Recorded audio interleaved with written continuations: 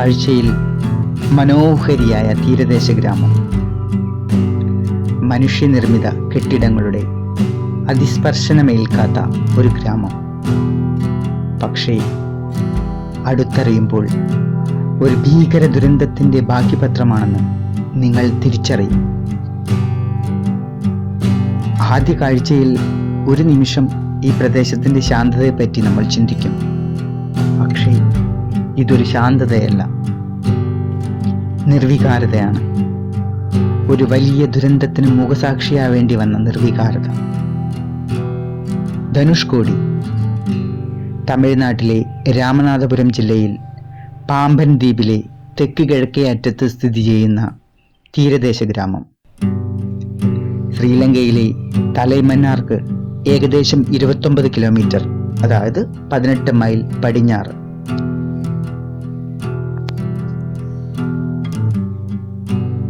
Rameswaram bus സ്റ്റാൻഡിൽ നിന്നും number 3 ബസ്സിൽ കയറിയാൽ ധനുഷ്കോടി പോലീസ് ചെക്കിംഗ് പോസ്റ്റിന് മുന്നിൽ എത്തിച്ചേരാം. ട്രെയിൻ വഴിയാണെങ്കിൽ സ്റ്റേഷനിൽ ഇറങ്ങി മെയിൻ റോഡിലേക്ക് അല്പം നടന്നാൽ നമ്പർ 3 ബസ് കിട്ടും. നിങ്ങൾ ഒരു ഓട്ടോയോ മറ്റേതെങ്കിലും വാഹനമോ തിരഞ്ഞെടുക്കുകയാണെങ്കിൽ ബസ്സിൽ 10 രൂപ കൊടുക്കുന്ന അതേ ദൂരത്തിന് 500-600 രൂപ കൊടുക്കേണ്ടി വരും. പക്ഷേ ഈ വണ്ടികളൊന്നും തന്നെ പോലീസ് ചെക്ക് പോസ്റ്റ് വരെ പോകാൻ അനുവാദമുള്ളൂ. അതിനുശേഷം ചെക്ക് പോസ്റ്റിൽ നിന്നും പുറപ്പെടുന്ന മാക്സി ക്യാബിൽ കയറി വേണം ധനുഷ്കോടിയിൽ എത്തിച്ചേരാൻ. മാക്സി ക്യാബിനും ജീപ്പിനും മാത്രമേ ഇതുവഴി സഞ്ചരിക്കാനാവൂ. മാക്സി ക്യാബിന് ചില പരിമിതികൾ ഉണ്ടെന്നാണ് എൻ്റെ അനുഭവം. 16 പേർ നിറഞ്ഞാലേ മാക്സി ക്യാബ് യാത്ര തുടങ്ങും. ഒരു ഗ്രൂപ്പിൽ 4-5 ആളുകൾക്ക് വേണ്ടി അരമണിക്കൂർ നിങ്ങൾ വെയിറ്റ് ചെയ്യുകയാണെന്നിരിക്കട്ടെ. ആ സമയത്ത് 16-17 ആളുകളുള്ള മറ്റൊരു ഗ്രൂപ്പ് എത്തിച്ചേരുകയാണെങ്കിൽ നിങ്ങൾക്ക് പകരം ആ ഗ്രൂപ്പിന് ചാൻസ് കൊടുക്കും. ഇത് ഗവൺമെൻറ് സർവീസ് അല്ല, പ്രൈവറ്റ് സെക്ടറാണ്. ക്യാബ് ഡ്രൈവേഴ്സ് ഓരോ ഇടത്തും ഇത്ര സമയം ചെലവഴിക്കാനേ പാടുള്ളൂ എന്ന് അവർ തന്നെ നിശ്ചയിച്ചിട്ടുണ്ട്. അതിനുള്ളിൽ അവർക്ക് തിരിച്ചു വരികയും മറ്റൊരു ഗ്രൂപ്പിനെ കൊണ്ടുപോവുകയും കൂടുതൽ പണം സമ്പാദിക്കുകയും വേണം. ഒരാളിൽ നിന്ന് അവർ 150 രൂപ ഈടാക്കുന്നുണ്ട്. അതും നമുക്ക് സുന്ദരമായ നിമിഷങ്ങൾ സമ്മാനിക്കുന്ന അരിശാൽ മുനയിലേക്ക് ക്യാബ് പോകില്ല. ഭാഗ്യമെന്ന് പറയട്ടെ, എനിക്ക് അരിശാൽ മുനയിൽ സന്ദർശിക്കാനുള്ള അപൂർവമായ അവസരം ലഭിച്ചു. അതേക്കുറിച്ച് ഞാൻ പറയുന്നുണ്ട്. മാക്സി ക്യാബിലെ യാത്ര ശരിക്കും ഒരു അനുഭവം തന്നെ. ശരീരമാകെ ആടിയുലഞ്ഞുള്ള യാത്ര രസകരവും കുറച്ചൊക്കെ സാഹസികവുമാണ്. ചില നിമിഷങ്ങളിൽ ബോട്ടിനെ അനുസ്മരിപ്പിക്കും വിധം ക്യാബ് വെള്ളത്തിലൂടെ ഒഴുകി നീന്തുന്നു. ക്യാബ് ഡ്രൈവർ നിങ്ങളെ കൊണ്ടുപോകുന്നത് ശരിക്കും കടലിലൂടെ തന്നെയാണ്. ആദ്യം ഒരു ബീച്ചിലേക്കാണ് യാത്ര. ഓല കൊണ്ട് മേൽക്കൂരയോട് കൂടിയ ഒരുപാട് വാണിജ്യശാലകൾ. ആശ്വാസകരമെന്ന് പറയട്ടെ, അവർ വിൽക്കുന്ന ചിപ്പി കൊണ്ടുള്ള മാലകൾക്കും ആഭരണങ്ങൾക്കും മിതമായ നിരക്കാണ്. ക്യാബിൽ നിന്ന് ഇറങ്ങിയവരിൽ ചിലർ കടൽ വെള്ളത്തിൽ നീന്തി കളിച്ചു. ചിലർ പൂജാകർമ്മങ്ങൾ ചെയ്യുന്നതിൽ വ്യാപൃതരായി. മറ്റു ചിലർ സെൽഫികൾ എടുക്കുന്ന തിരക്കിലാണ്. കടലിൽ കുറെ ദൂരം, ആഴം നന്നേ കുറവാണ്.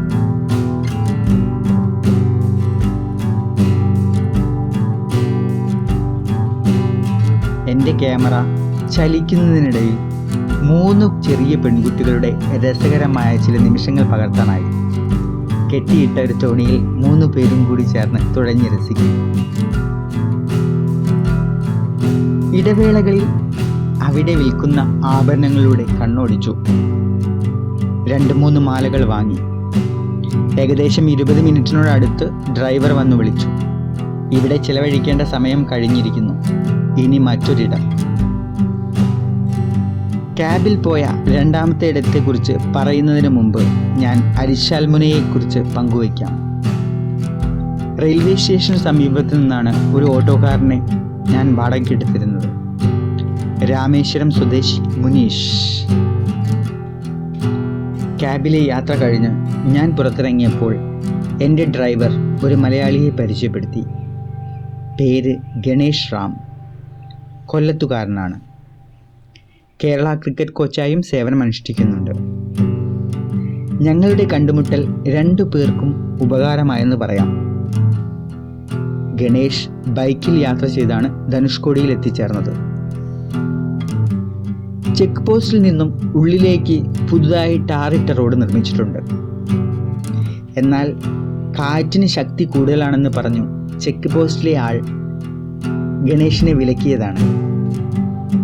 എൻ്റെ ഡ്രൈവറോടൊപ്പം ഉണ്ടായിരുന്ന മറ്റൊരു ഓട്ടോ ഡ്രൈവർ ഉള്ളിലേക്ക് പോയി ക്യാമറയിൽ പകർത്തുന്നതിൻ്റെ പ്രാധാന്യത്തെപ്പറ്റി എന്നോട് പറഞ്ഞു.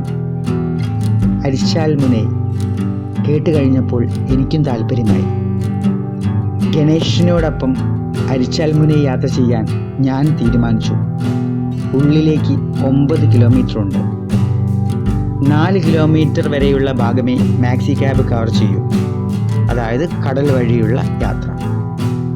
എന്നാൽ ഇത് ടാറിട്ട സുഗമമായ റോഡിലൂടെ അങ്ങനെ യാത്ര ചെയ്യാം. ചെക്ക് പോസ്റ്റിൽ ഗണേഷിൻ്റെ ലൈസൻസ് ഏൽപ്പിച്ച് ഞങ്ങൾ ബൈക്കിൽ അരിച്ചാൽ മുനയിലേക്ക് യാത്ര തിരിച്ചു.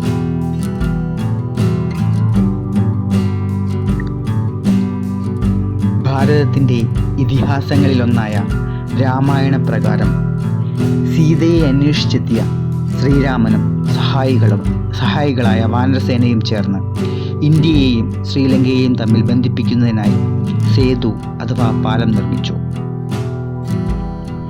രാമൻ തൻ്റെ വില്ലിൻ്റെ ഒരറ്റം കൊണ്ട് പാലത്തിൻ്റെ സ്ഥലത്തെ അടയാളപ്പെടുത്തി. വില്ലിൻ്റെ അറ്റം ധനുഷ്കോടി എന്നർത്ഥം വരുന്ന പ്രാദേശിക ഭാഷയിൽ ഈ സ്ഥലത്തിന് നാമകരണം ചെയ്യപ്പെട്ടു. 1964 മുമ്പ് ഒരു റെയിൽവേ സ്റ്റേഷൻ, ചെറിയ ആശുപത്രി, higher secondary school, post office, police station തുടങ്ങി വളരെ സജീവവും സമൃദ്ധവുമായ ഒരു തീരദേശ നഗരമായിരുന്നു ധനുഷ്കോടി. മദ്രാസ് എഗ്മോർ, ഇപ്പോൾ ചെന്നൈ എഗ്മോർ, ഇവിടെ നിന്നും ഒരു ട്രെയിൻ സർവീസ് ധനുഷ്കോടി വരെ ഉണ്ടായിരുന്നു.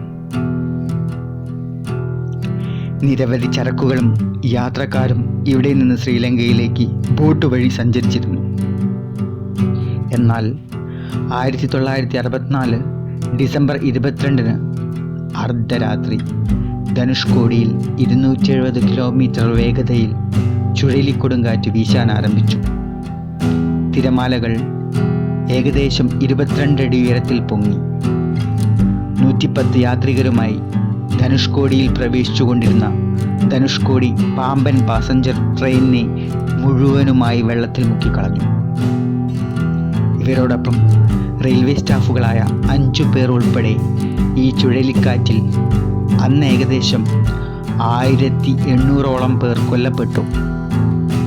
രാമേശ്വരം ദ്വീപിലേക്ക് ഇന്ത്യയെ ബന്ധിപ്പിച്ചിരുന്ന പാമ്പൻ പാലം തകർന്നു തരിപ്പണമായി. ഇതായിരുന്നു ധനുഷ്കോടി 1964 സാക്ഷിയാവേണ്ടി വന്ന ദുരന്തം. യാദൃച്ഛികമെന്നേ പറയേണ്ടൂ. വർഷങ്ങൾക്കിപ്പുറം 2004 തമിഴ്നാട്ടിലെ കുറേ ജീവനുകളെ കവർന്നെടുത്ത സുനാമി ദുരന്തവും കടന്നു വന്നത് ഒരു ഡിസംബറിൽ തന്നെ. കൊടുങ്കാറ്റിന് ശേഷം മനുഷ്യജീവന് ജീവിക്കാൻ കൊള്ളാത്ത ഒരിടമായതിനാൽ മദ്രാസ് സർക്കാർ അന്ന് ഈ സ്ഥലത്തെ ഗോസ്റ്റ് ടൗൺ, അതായത് പ്രേതനഗരം എന്ന് വിശേഷിപ്പിച്ചു. നിങ്ങൾ ഇവിടെ സന്ദർശിക്കുന്നതിന് മുമ്പ് ധനുഷ്കോടിയുടെ ചരിത്രത്തെക്കുറിച്ച് അറിഞ്ഞിരിക്കണം. ഇല്ലെങ്കിൽ ഈ തീരദേശം വെറും കാണാൻ ഭംഗിയുള്ള ഒരു കടൽ തീരമായി മാത്രമേ അനുഭവപ്പെടൂ. പക്ഷേ ചരിത്ര സത്യങ്ങളെക്കുറിച്ച് അറിഞ്ഞു തുടങ്ങുന്നതോടെ നിങ്ങളുടെ കാഴ്ചപ്പാടിലും മനോഭാവത്തിലും സംഭവിക്കുന്ന പരിണാമം ആശ്ചര്യകരമായിരിക്കും. നിങ്ങളുടെ ഹൃദയത്തിൽ ഒരു ചെറിയ മുറിവ് രേഖപ്പെടുത്തി ധനുഷ്കോടി നിങ്ങളിലൂടെ കടന്നു പോകും.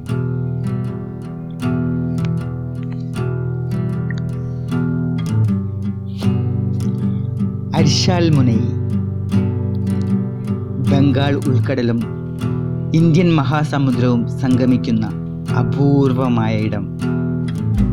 നിങ്ങൾക്ക് കാണാം, ഒരു ഭാഗത്ത് നീലവർണ്ണത്തോടെ ആർത്തലയ്ക്കുന്ന ഭീകരരൂപിയായ ഇന്ത്യൻ മഹാസമുദ്രം, മറുവശത്ത് ശാന്തമായ ഭാവാദികളോടെ പരന്നു കിടക്കുന്ന ബംഗാൾ ഉൾക്കടൽ. രണ്ടിൻ്റെയും കൂടിച്ചേരൽ അപൂർവ കാഴ്ച തന്നെ. ക്യാമറയിലൂടെ ദൂരെ രാമസേതു എനിക്ക് കാണാനാകുന്നുണ്ട്.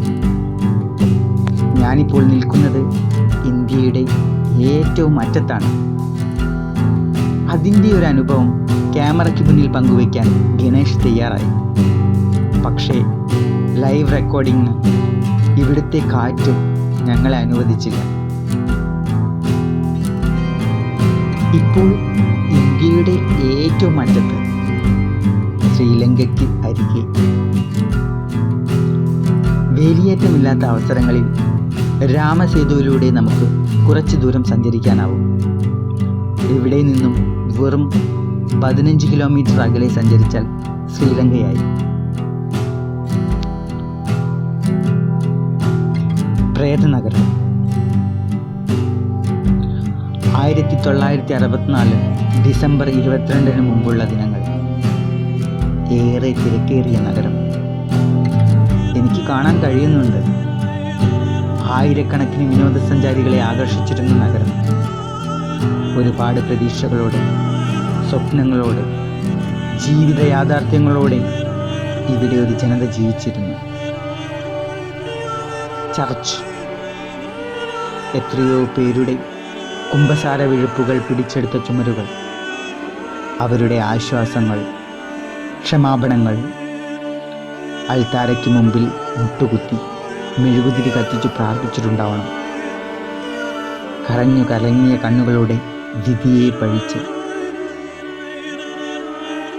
ഡിസംബർ 24 രാത്രി ക്രിസ്മസ് രാവ് ആഘോഷിക്കേണ്ടവർ 2 ദിനങ്ങൾക്ക് മുമ്പേ എല്ലാത്തിനും ഇന്നും സാക്ഷിയായി പൊട്ടിപ്പൊളിഞ്ഞ കിനാവുകളുടെ കൂടെ ബാക്കി പത്രമായി. Post office. ജോലിക്ക് വേണ്ടി അപേക്ഷ അയച്ച് കാത്തിരിക്കുന്ന യുവാക്കൾ. ഓരോ കത്തിലും മഷിയിലും തങ്ങളുടെ രക്തം കൊണ്ടെഴുതിയ നിരവധി പ്രണയാതുരർ. സ്കൂൾ കെട്ടിടം. കണ്ണിൽ നനവ് വീഴാതെ സ്കൂൾ കെട്ടിടം നമുക്ക് കാണാനാകില്ല. ആർത്തുല്ലസിച്ചു നടക്കുന്ന വിദ്യാർത്ഥികൾ, വിദ്യാർത്ഥിനികൾ, ഭാവിയിലെ വാഗ്ദാനങ്ങളാവേണ്ട കുരുന്നുകൾ. Railway station, police station. മനോഹരമായ തീരനഗരം എനിക്ക് കാണാൻ കഴിയുന്നുണ്ട്. ആളുകൾ പരസ്പരം സ്നേഹത്തോടെയും സഹകരണത്തോടെയും ജീവിച്ച നിമിഷങ്ങൾ. പൂക്കൾ നിറഞ്ഞ ഭാവിക്കായി കഠിനമായി പ്രവർത്തിച്ചവർ. ആളുകൾ പ്രിയപ്പെട്ടവരുമായി അവരുടെ സ്വപ്നങ്ങൾ, ചിന്തകൾ എല്ലാം പങ്കിടുന്ന തിരക്കിൽ യാതൊരു വേവലാതികളുമില്ലാതെ കളിക്കുന്ന കുട്ടികൾ. എല്ലാം എൻ്റെ കൺമുന്നിൽ തെളിയുന്നത് പോലെ. മനസ്സിൽ നേരത്തെ വിങ്ങളോടെയല്ലാതെ ഈ തകർന്നു കിടക്കുന്ന നഗരാവിശിഷ്ടങ്ങളെ നോക്കി കാണാനാകില്ല. ഞാനിവിടെ നിൽക്കുമ്പോൾ ആരെല്ലാമോ എന്നെ നോക്കി സ്നേഹത്തോടെ കൈവീശുകയും പുഞ്ചിരി തൂകുകയും ചെയ്യുന്നുണ്ട്.